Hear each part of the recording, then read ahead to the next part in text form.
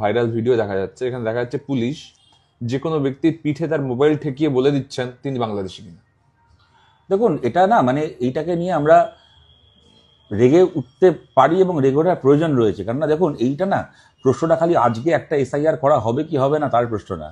Basically উত্তর ভারতে এই বিজেপি আরএসএস দশকের পর দশক যে খালি রাজনীতি বলবো না, যে সমাজ দর্শনে চাষ করে এসছে তা হচ্ছে এই যে ভারত হচ্ছে হিন্দিভাষীদের দেশ। যারা হিন্দিতে কথা বলে তারা হচ্ছে হিন্দুস্তানি, তারা ভারতবাসী। আর হিন্দিতে যে কথা বলে না, সে বাঙালি হতে পারে, উড়িয়া হতে পারে, অহমিয়া হতে পারে, তামিল হতে পারে, তেলেগু হতে পারে, আমরা হচ্ছে ভারতের সেকেন্ড গ্রেড সিটিজেন। আর আমাদের বাঙালিদের আবার একটা বাড়তি সমস্যার জায়গা হচ্ছে, যেহেতু অহমিয়া ভাষায় কথা বলার মতো কি তেলেগু ভাষায় কথা বলার মতো অন্য কোনো দেশ নেই, কি উড়িয়া ভাষায় কথা বলার মতো অন্য কোনো দেশ নেই, এই অহমিয়া তেলেগু উড়িয়া মানুষ হয়তো ভারতের সেকেন্ড গ্রেড সিটিজেন। আর বাংলা ভাষার কথা বলার জন্য যেহেতু একটা বাংলাদেশ রয়েছে, আমরা বাঙালিরা হচ্ছে বাংলাদেশের বাসিন্দা।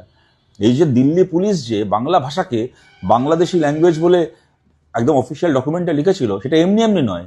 দিল্লি পুলিশের যে কনস্টেবল কি এসআই কি যে অফিসার ওটা লিখেছিল, সেও তো ছোটবেলা থেকে এইটা জেনেই বড় হয়েছে যে ভারতের ভাষা হচ্ছে হিন্দি, বাংলাদেশের ভাষা হচ্ছে বাংলা।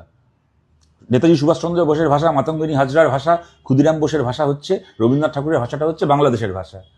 সুতরাং গোটা ভারতে এই যে বাঙালি শ্রমিকদের ওপর কাজ করতে যারা গেছেন তাদেরকে এরকমভাবে ছলে বলে অছিলায় বাংলাদেশি বলে চিহ্নিত করা হচ্ছে, তার পেছনে একটা হিন্দি সাম্রাজ্যবাদ কাজ করছে। শুধুমাত্র এটা একটা রাজনীতি তো বটেই, আরও স্পেসিফিক্যালি বলতে গেলে একেবারে বিজেপির আরএসএস এর যে হিন্দি হিন্দু হিন্দুস্তানের যে একটা সাম্রাজ্যবাদী দর্শন, সেইটা কাজ করছে। সুতরাং এতটুকু মান সম্মান আছে শরীরে, মাতঙ্গিনী হাজরা ক্ষুদিরামের রক্ত আছে যে বাঙালির, সেই বাঙালির কিন্তু রাজনৈতিকভাবে খালি নয়, সামাজিকভাবে বিজেপিকে রিজেক্ট করা উচিত, ওদেরকে প্রত্যাখ্যান করা উচিত।